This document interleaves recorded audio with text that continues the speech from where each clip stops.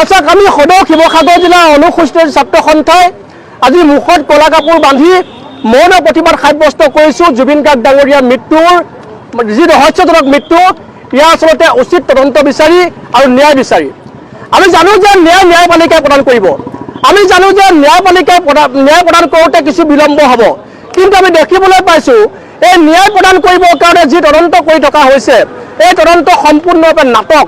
আৰু এই নাটকক আমি আচলতে ধিক্কাৰ জনাইছোঁ, গৰিহণা জনাইছোঁ। কাৰণ এইকাৰণে নাটক বুলি ক'ব খুজিছোঁ যে এটা হত্যাৰ গোচৰৰ তদন্ত কৰি থকা তদন্তকাৰী সংস্থাই বৰ্তমানলৈকে পিঅ ভিজিট দিয়া নাই, প্লেচ অফ অকাৰেঞ্চ ভিজিট দিয়া নাই, ঘটনাস্থলী পৰিদৰ্শন কৰা নাই, ঘটনাস্থলীত গৈ একো বস্তু জব্দ কৰা নাই।